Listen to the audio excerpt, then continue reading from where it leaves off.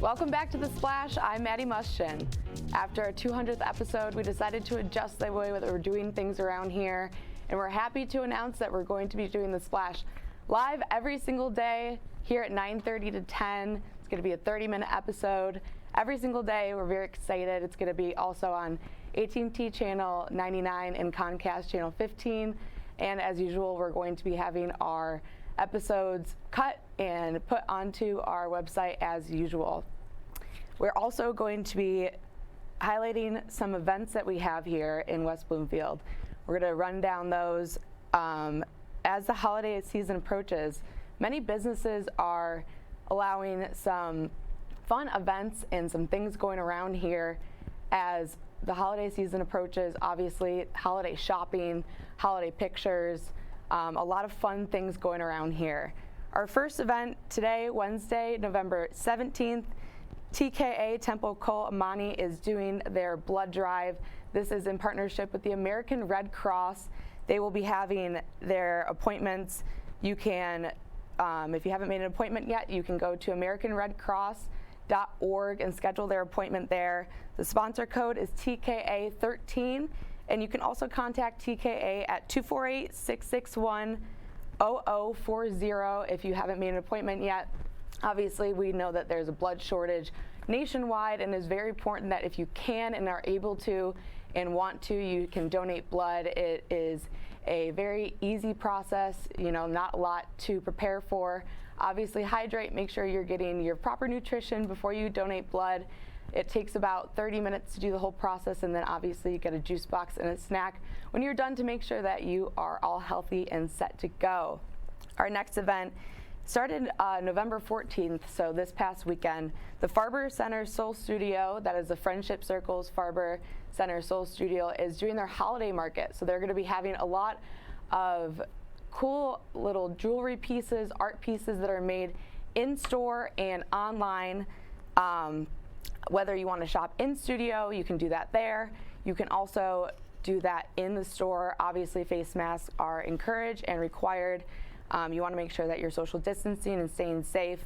The gifts this year can include limited edition clothing, mugs, jewelry. They have great artists there that make these in-house. There are some great holiday things, some specific holiday custom design sneakers if you want to go there. You can register online there on their website and pre-register. You can also call them and get more details on the event. They also have the Community Ties event, the exhibition there by Sarah Maskus. This is an exhibition that they've had there for a while. It is Community Ties, so this exhibition highlights those that are wanted to work together and unify their hardships and successes. So this exhibition is showing that through hardships we can be stronger together. The exhibition is an example of what can emerge in a workshop dedicated to collaboration, kindness, and support.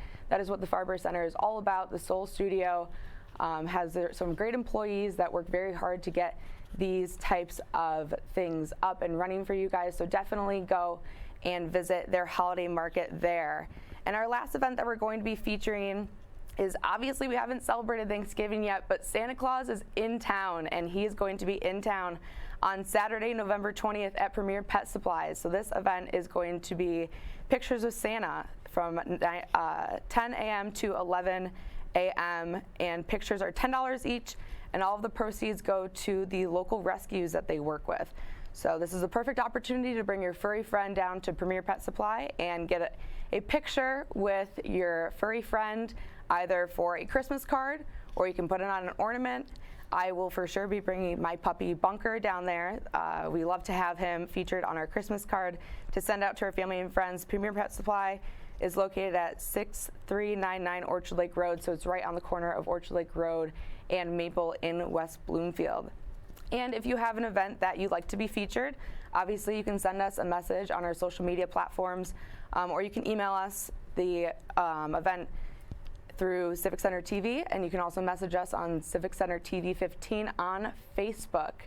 We are so excited to be featuring some regular guests here and also some featured guests. So that's going to be a new exciting segment for the Splash Live. We are so excited to be featuring our local West Bloomfield employees, staff members, people that are really giving back to the community and making a difference in our community. So one of those featured guests that we're going to be having here today is Steve Kaplan. He's a Township Supervisor.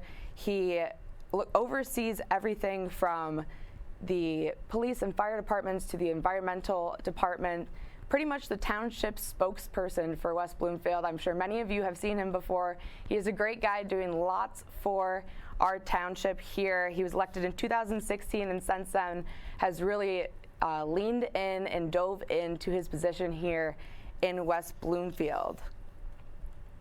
And we will be joining him soon. He's joining the Zoom along with our new segment for the Splash Live. We will also be showing a featured story every day. So later on, we'll be seeing the market at Sylvan Table. Great market. We've shown you the new fall menu items in the past episodes there on the Splash.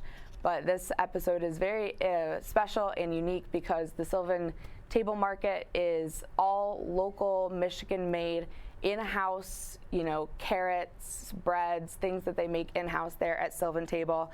They also later on will be featuring Hele Jane Peters. She is the Greater West Bloomfield Historical Society historian. She is also one of their membership chairs. So that will be later on in the episode. And we will also be having some PSAs from our local high school students, and later on in the Splash, we will be showing some of those things that the West Bloomfield high school students have made for us. We're going to take a short break, go to a PSA, and then we're going to be bringing in Steve Kaplan.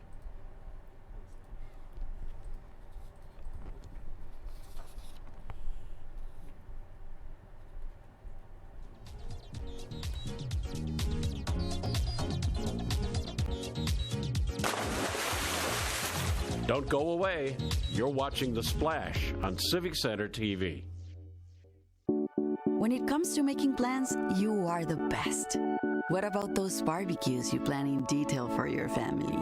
Or your daughter's first costume party? It was out of this world. The same way you plan each detail for those moments, start planning to protect you and your loved ones from a natural disaster.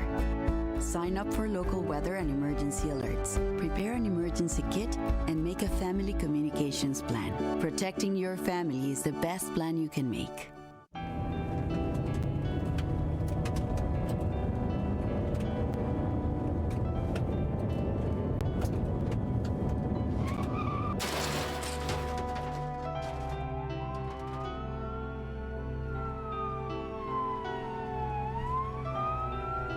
Teens a day die from texting and driving. Don't text and drive.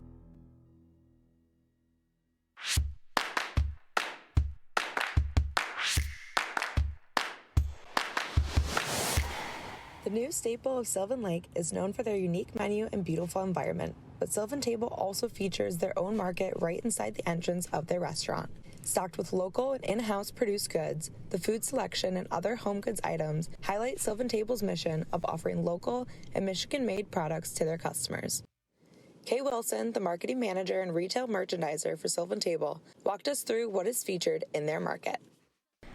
Yeah, sure. Well, mainly we're trying to stock items that either are actually made here or they're actually made really locally. We have our homemade or house-made granola.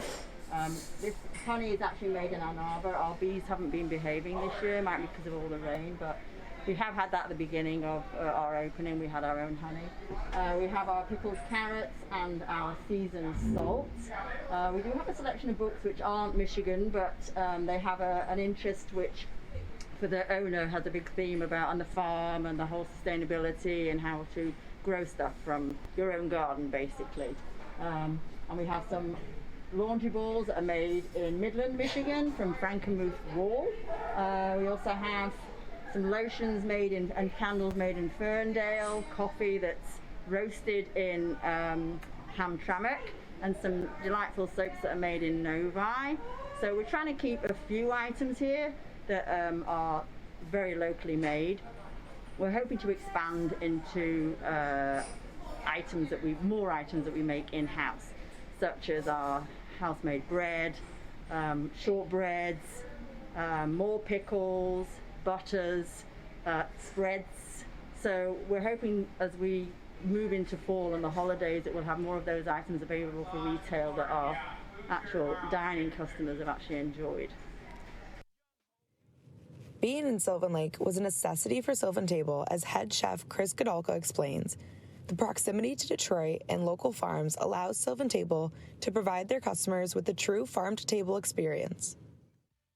And as for why we're in Sylvan Lake, Sam and Nicole wanted to pick an area that was close to where they live because they are just around the corner, but also not out of the city and suburbs, but not out of the country. So this is like that good midway point where we're still close to a lot of farms, but we're still close to downtown. We're 30 to 40 minutes from downtown. We're 30 to 40 minutes from, great farms, and it just happened to work out. And they like the aspect of being in Sylvan Lake because of how it's monikered as the prettiest little town in Michigan. And just past that sign, we're the first building. So we wanted to represent it really well. And, we think we're doing a pretty okay job with it. So.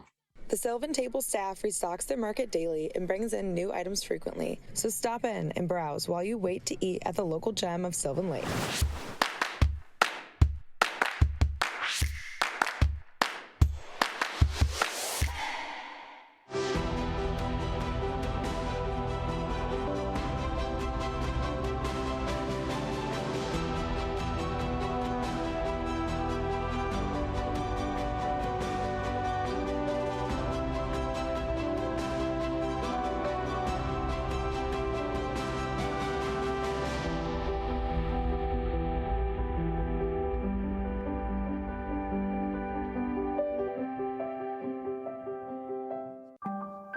In the face of COVID-19, staying healthy is important.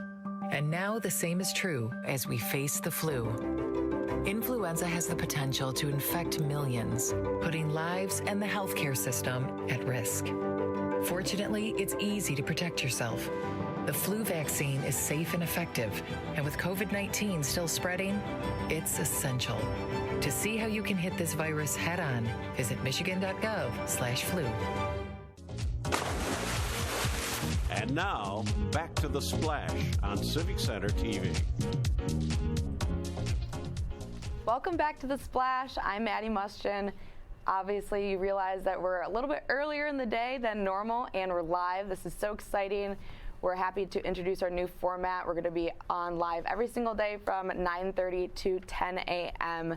So this will be very exciting. We're also featuring some regular guests. One of our regular guests that we're going to have on Wednesdays here is Steve Kaplan. Steve Kaplan is the Township Supervisor for West Bloomfield. He was elected in 2016 and oversees all of the departments here, the police, the fire department, the environmental department here, and is doing a great job to keep our community safe and give it his all here as his Township Supervisor. Steve, thanks so much for joining us today. Good morning, Maddie. Thanks for inviting me. Yes, how are you? Having a good day so far, but it's early. Good, yes, it's nice and early. I hope you have your cup of coffee. Steve, there's a lot of good things coming in during the holiday season here in West Bloomfield. One of those events being the Toys for Tots drive that the fire department is putting on.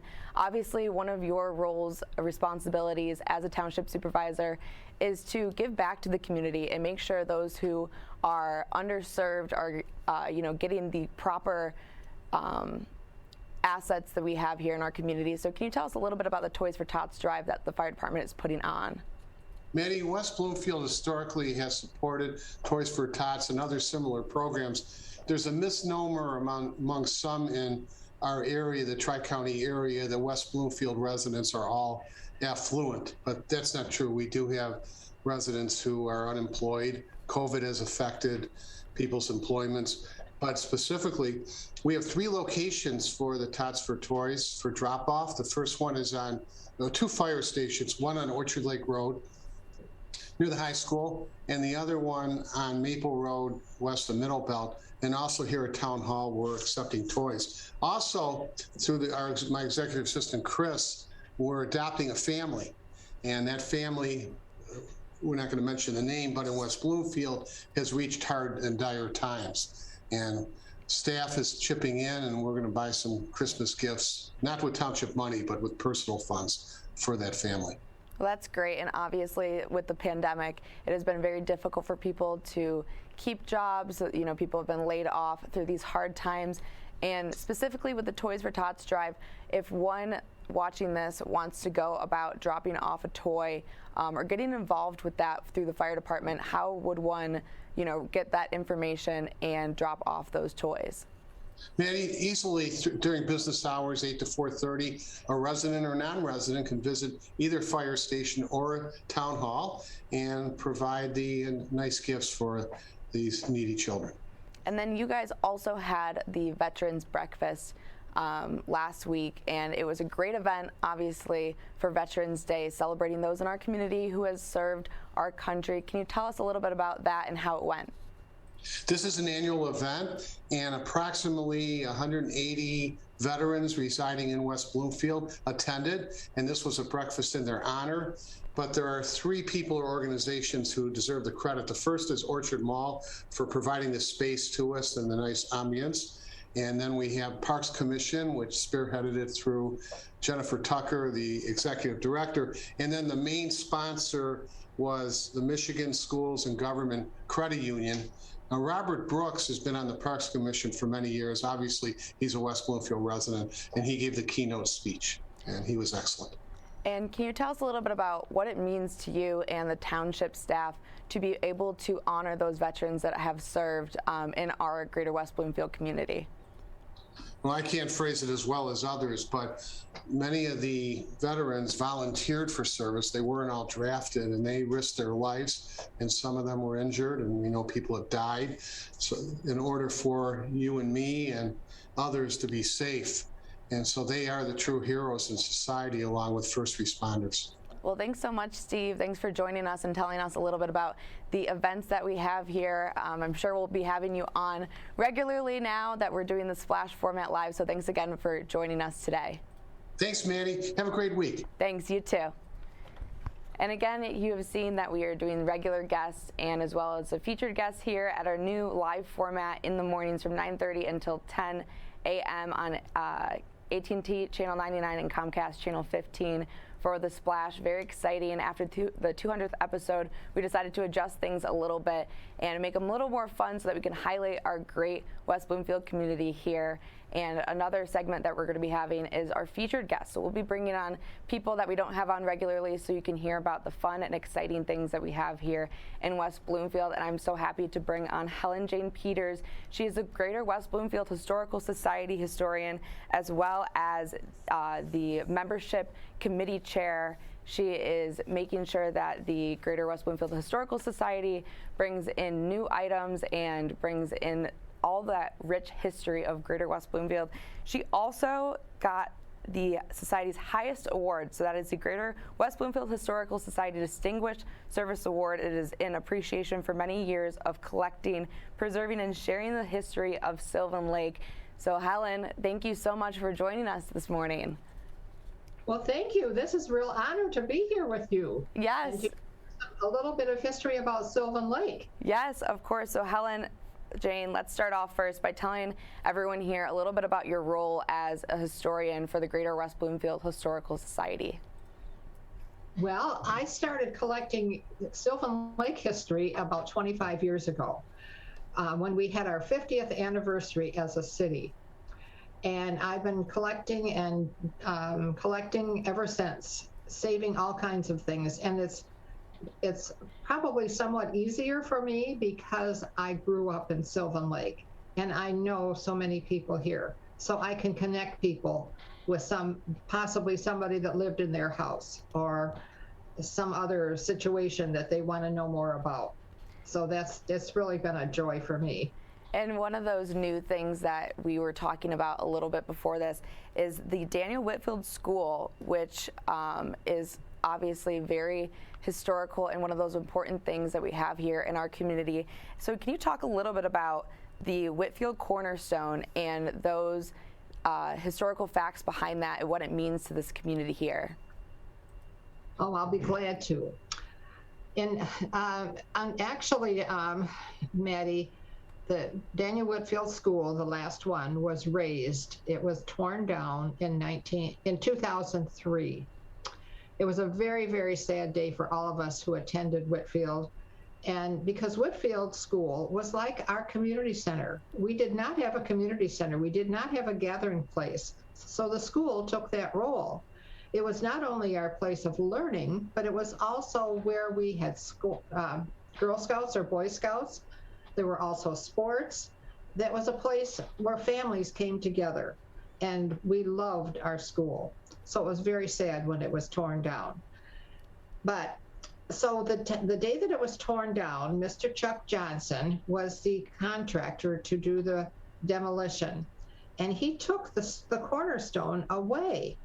And I said to him, that really belongs in Sylvan Lake. I had no idea that there was even anything in it. But about 4 years later, in 2007, Annalee Kennedy knew a lady, Jean Smith, who knew Mr. Johnson and made arrangements for the three of us to meet with him. And it was a big surprise to all of us, but he gave us the cornerstone and the contents. So I came home with all the items in that cornerstone. And this is one of them. There were 3 books like this one. This one has a record of the students in the school starting in 1851. There was also a Bible in there in the cornerstone, and a newspaper from 1929. Actually, the Cornerstone, this is an Oakland, now the Oakland Press, but it was then the Daily Press from 1929. These were all in the Cornerstone. And one of the neat things is that it had a list of all the teachers, the students in each grade, and other things like that. So what I have done is I have had all of these copied. And so we are going to put the copies into the Cornerstone when we close it up sometime soon. And then there will be, the originals will be put in this gray box behind me. That's an archival box that will be placed at Sylvan Lake City Hall. And there will also be a copy at City Hall for people to read. It will be a copy of the items that were in the Cornerstone. Because the day that it was opened, a lady was there who was a kindergarten student in 1929, and she could find her name on the list, which was really exciting, I'm sure, for her. So, but back to the history of this, in 1851, a group of people, all the voters in this area, got together and voted on to build a school. This was the first school in this area, and it was a fractional school because children came from West Bloomfield, Pontiac, and Waterford. They had to come to this area. So that's why they called it a fractional school. And it continued to be a fractional school until 1947 when they joined the Pontiac School District. But they decided to build a schoolhouse on a half acre of land that was donated by Daniel Whitfield. That's where they got the name. So, let me see, where am I? So they built the school, and it was to be 24 feet by 30 feet, painted white on the outside, but painted drab on the inside. Poor kids. It wasn't very exciting to go into that room. But they used that school, that one-room school, until 1894. Then they decided to build another school, a new school, because it was getting too small and too crowded. So they built the second school that was more like a cottage style school, and they eventually had 2 rooms in that school.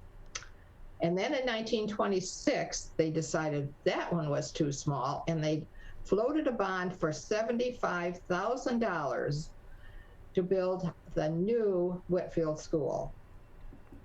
Do you want me to stop? No, that's perfect. That was amazing. And obviously the history is so important to those people in our community, especially those who have attended at Whitfield School and have their relatives teach there. Can you tell us a little bit about this Cornerstone Ceremony? I know that you guys don't have a date set yet, but for when you guys are going to be putting the those papers and those items back into Sylvan Lake Town Hall. Well, the Cornerstone has been placed in our Memorial Park, and I want to give all the credit to Mike Grasser. Mike was the one that went over to Mr. Johnson's business and picked up the Cornerstone and brought it to Sylvan Lake, and then he dug a hole 3 feet deep so we could put cement in there so it would have a solid foundation, and then we used Whitfield bricks to build it up so that it's the height of a bench, so people can actually sit on it. So there's a copper box that fits inside, and that's where I will put all of these items, all these copies. And we're thinking that someday in the future, somebody's going to say, I wonder if there's anything in that. So we'll see. I hope so, because they'll be surprised to see what really is inside the box. Yes, and obviously it was very great that you guys were gifted these and able to talk to the person who gave them to you and look through those. I feel like, you know, you love that type of stuff where you can see all those names and the teachers and that newspaper. That newspaper looked amazing. It was so pretty well kept for the time that it's been in there. Yes, everything was so well kept. It was a little fuzzy, and I'm not sure what that was from, but anyway, everything was in very, very good condition. And they also had pictures of the first and second school in there. And of course, the teachers, the list of teachers, I attended Whitfield from kindergarten through 6th grade, and I had all of those teachers. So that was really exciting for me and my classmates.